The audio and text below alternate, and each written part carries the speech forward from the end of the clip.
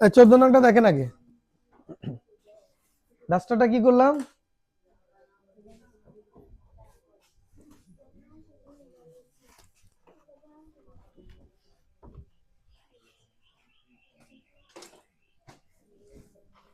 সবাই 14 নং প্রশ্নটা একটু পড়েন তো।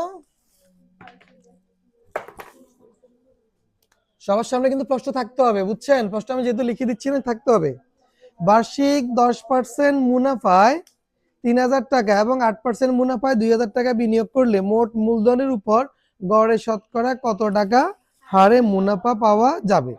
তাহলে দেখেন, সেটার জন্য কি করতে হবে? আমাদের আলাদা আলাদা বিনিয়োগ।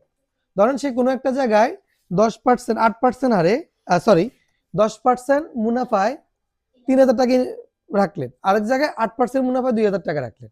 এখন বলছে গড় মুনাফার হার কত টাকা মোট মূলধনের উপর। তো আমরা সেক্ষেত্রে কি করবো? আমরা আলাদা আলাদা ভাবে মুনাফা বের করব, বের করে ওই মুনাফাগুলো যোগ করব, যোগ করলে মোট মুনাফা পাবো। আর দুইটা মূলধন তো দেওয়াই আছে, এটা যোগ করলে কি পাবো?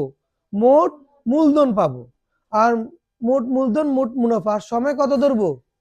সময় উল্লেখ না থাকলে কত বছরে বের করব? 1 বছরের। কত বছরের? 1 বছরের।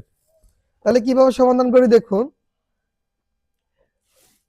আমরা কি লিখবো? মূলধন। এখানে মূলধনের কথা বলছে না ওরা? মূলধনের আসলে একই কথা, বুঝছেন নি? মূলধন পি সমান কত? 3000 টাকা। কত টাকা? আর মুনাফার হার,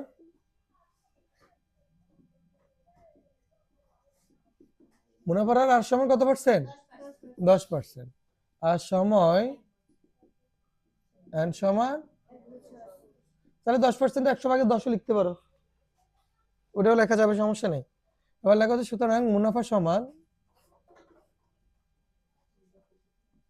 ফি আর এন। ফি মানে কত? 3000 টাকা। আর মানে 100 ভাগে 10% মানে কি 100 ভাগে 10, এন মানে 100।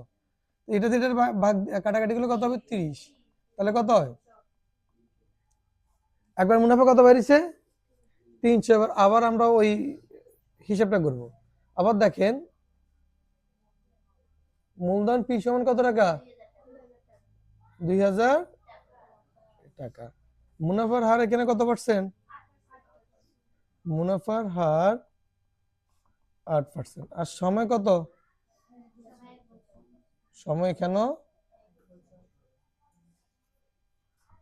সুতরাং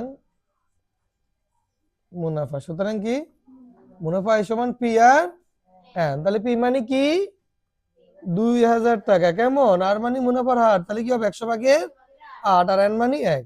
এখানে কাটাকাটি করলে 2, তাহলে কত হবে? 160 টাকা। 100 দ্বারা 2000 ভাগ দিলে 20, 20 এর সাথে 8 গুণ করলে কত? 160। তাহলে কত টাকা হচ্ছে? 160 টাকা মুনাফা। এখন আমরা লিখবো যে মোট মূলধন, মোট,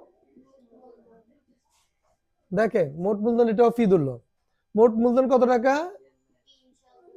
3000 যোগ 2000 টাকা।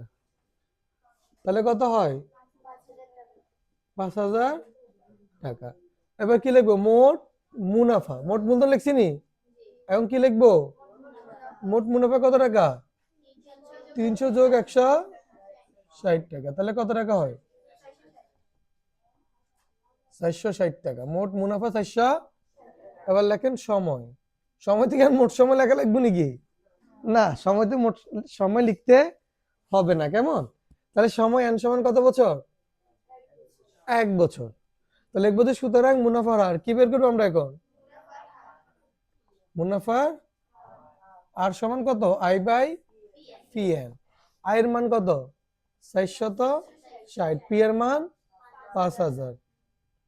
আর এন এর মান 1। আবার এখানে কত হবে? 100%।